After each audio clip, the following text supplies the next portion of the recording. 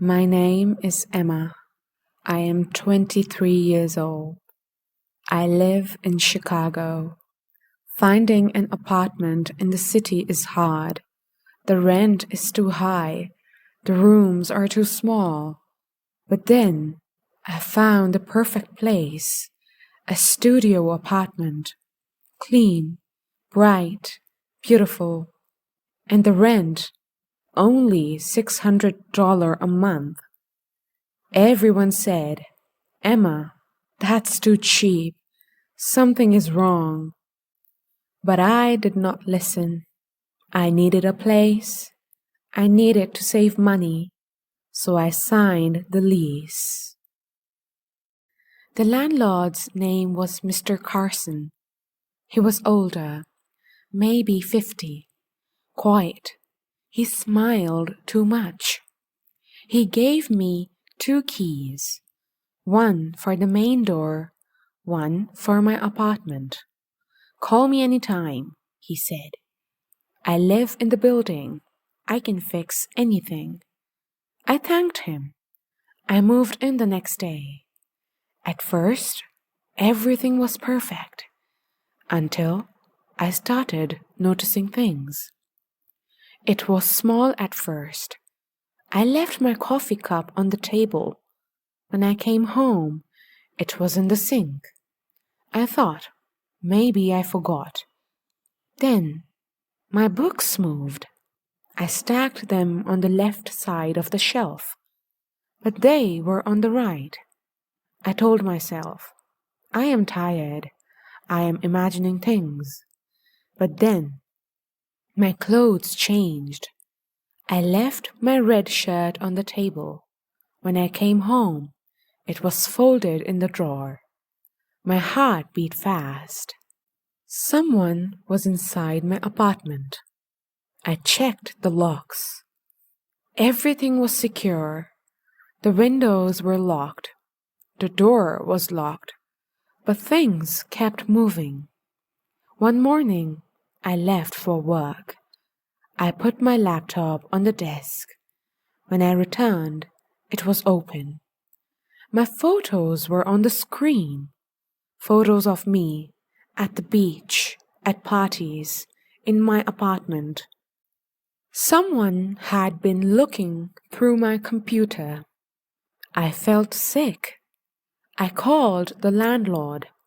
"Mr. Carson, I think someone broke in." He came immediately. He checked the doors. He checked the windows. "Everything is locked," he said calmly. "No one came in. Maybe you forgot." But I did not forget. "I'll install a camera," I said. His face changed, just for a second.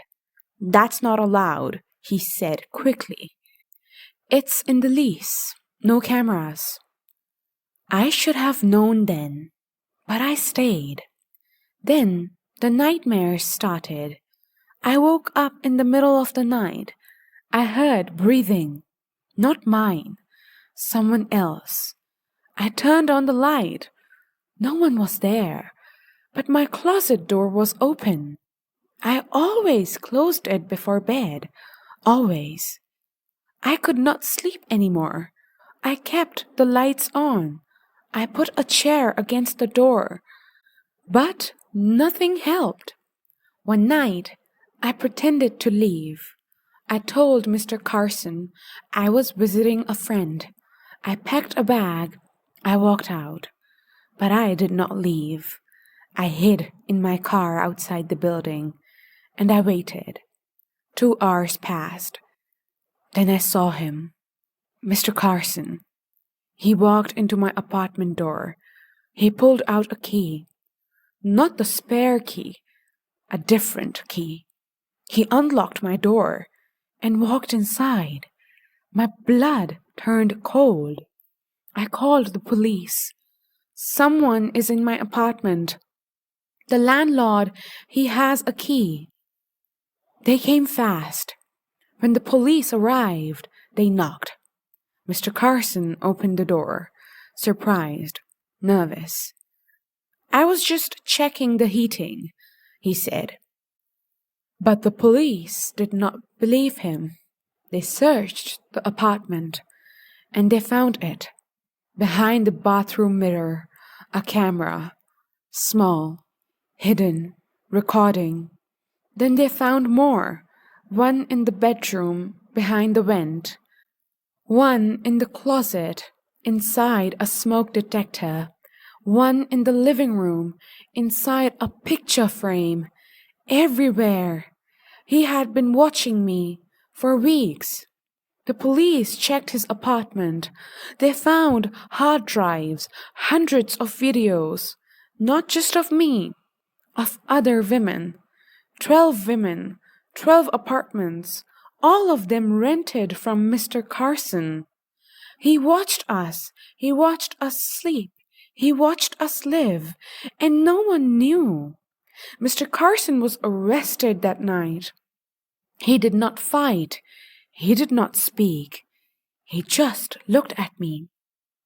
His eyes were empty, cold, like I was nothing, like we were all nothing. The police told me he had done this for years. He owned 6 buildings. He rented to young women, alone, vulnerable. He chose us carefully. Low rent, beautiful apartments, too good to refuse. And once we moved in, he owned us. I moved out the next day. I left everything behind. The furniture, the clothes, everything. I could not stay in that place. I still check my apartments now. I look behind mirrors. I check smoke detectors. I search every corner. And I never rent from private landlords anymore. I learned something that night. Sometimes the danger is not a stranger on the street. Sometimes it is the person who holds the key to your home. I learned some prices are too low for a reason.